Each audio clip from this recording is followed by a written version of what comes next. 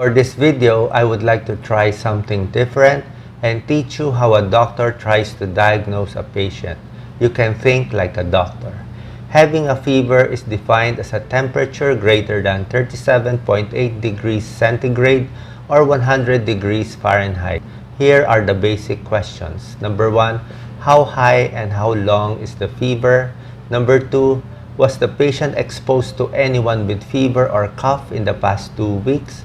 Number 3, is there an outbreak of a disease? Number 4, is there a history of travel?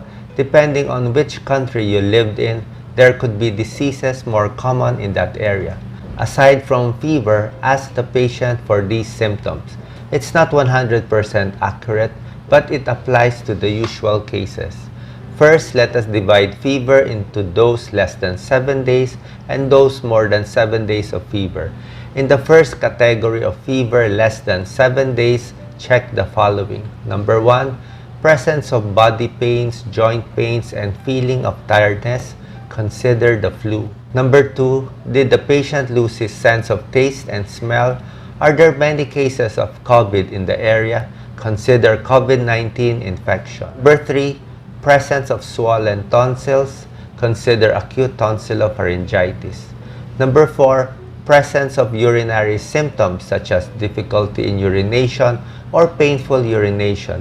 Consider urinary tract infection. Request for a urinalysis.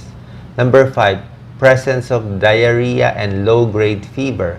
Consider acute gastroenteritis. Number 6, presence of cough, phlegm, fast breathing, and lung crackles. Consider pneumonia or acute bronchitis. The patient needs a chest x-ray. Number 7, presence of any bleeding from the nose, gums, or black-colored stools, especially if this occurs after the fever disappears. Consider dengue fever.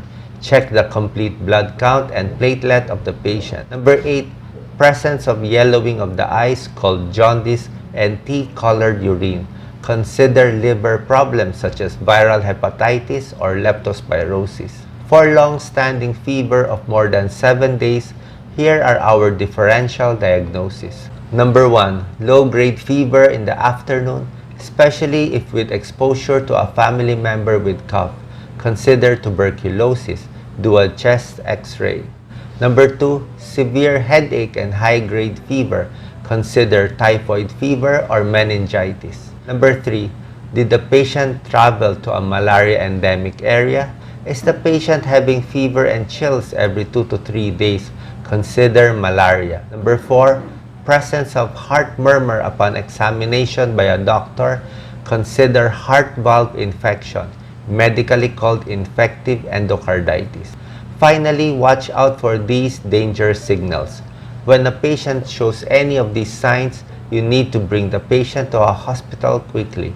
These danger signals are difficulty of breathing, presence of gum bleeding, nose bleeding, black stools, or very pale patient, low blood pressure and weak pulse, very sick-looking patient.